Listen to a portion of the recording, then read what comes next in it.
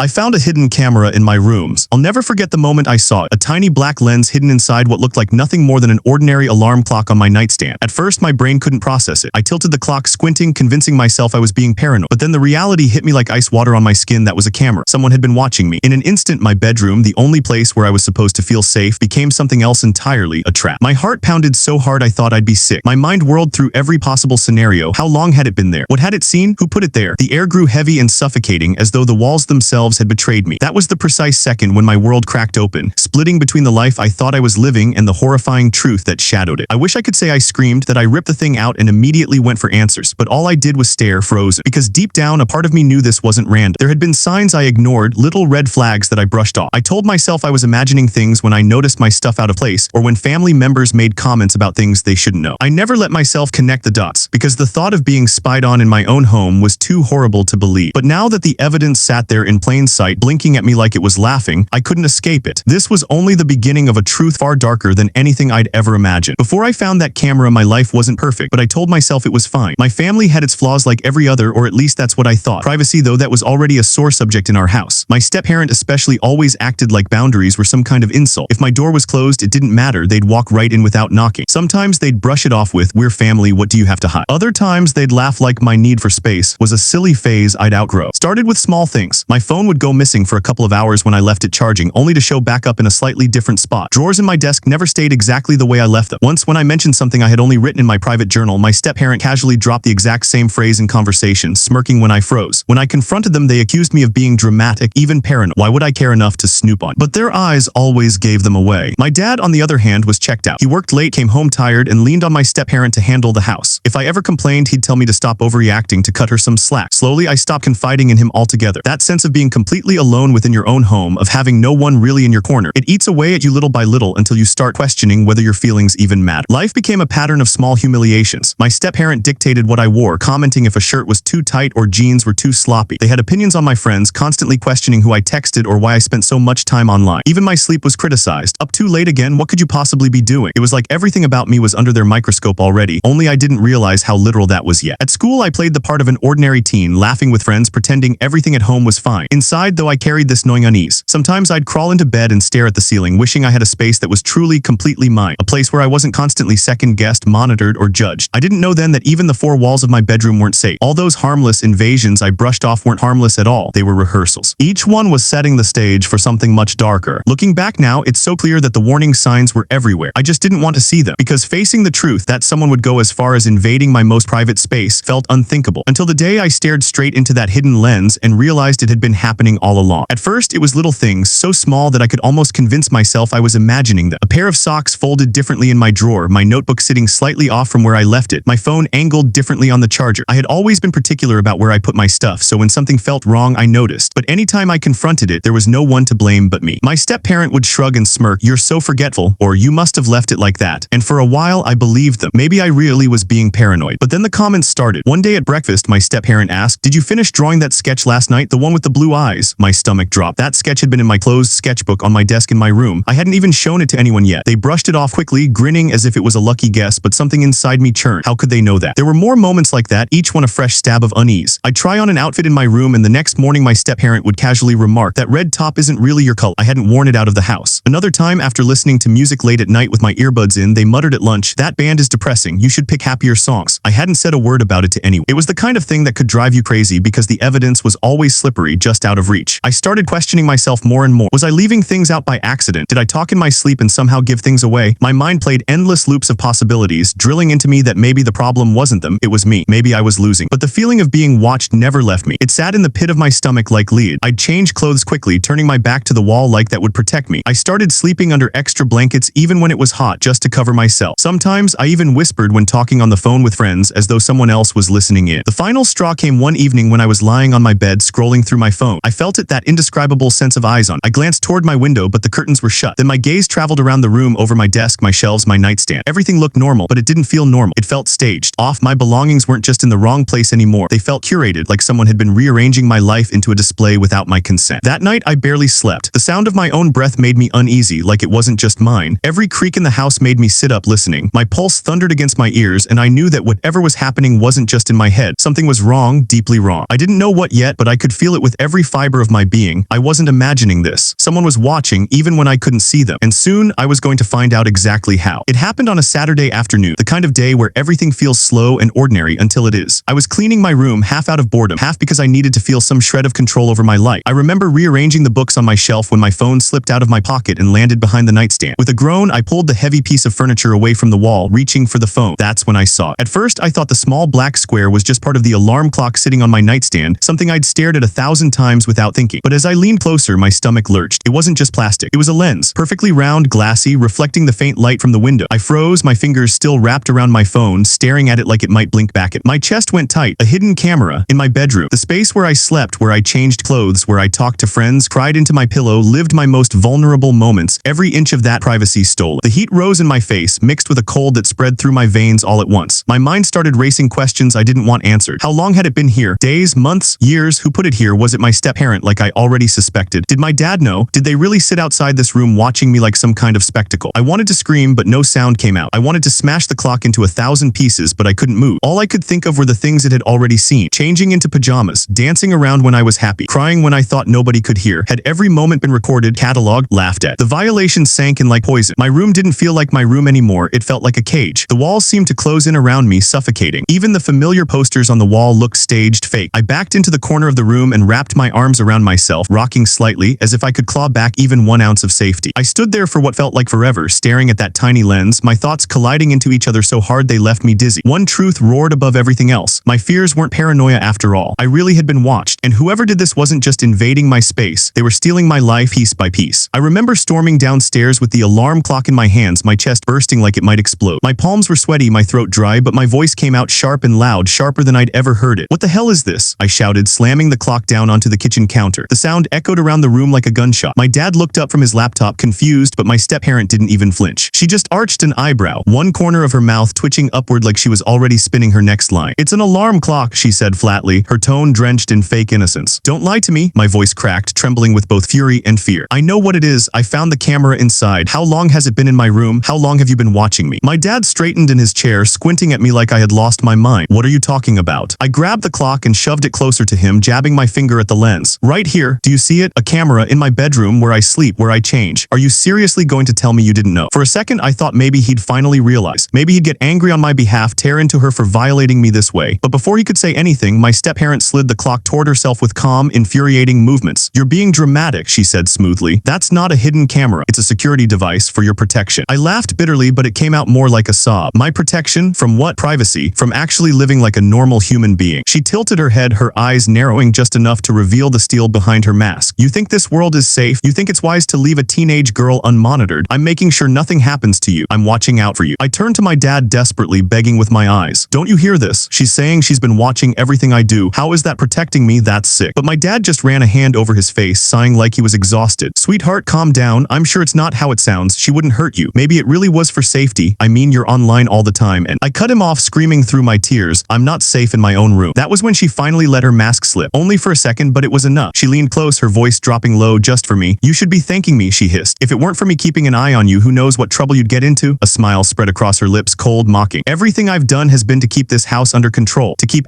*you under control." Goosebumps exploded across my skin. She wasn't even pretending anymore. In her world, this was justified. In her mind, I wasn't entitled to privacy, choices, or freedom. She saw me as something to manage, to watch, to mold. My vision blurred with tears as I backed away. "You're not protecting me," I whispered. "You're caging me." She didn't deny it. She just smiled wider, looking almost triumphant, while my dad sat there in silence, too blind, or maybe too weak, to see the truth staring him in the face. That was the moment I knew she wasn't just controlling, she was dangerous, and she wasn't going to stop. That night, I sat on my bed, staring at the shadows crawling across the ceiling, unable to breathe normal. My body shook with an ache that words couldn't fit. It wasn't just about the stupid camera anymore, it was everything.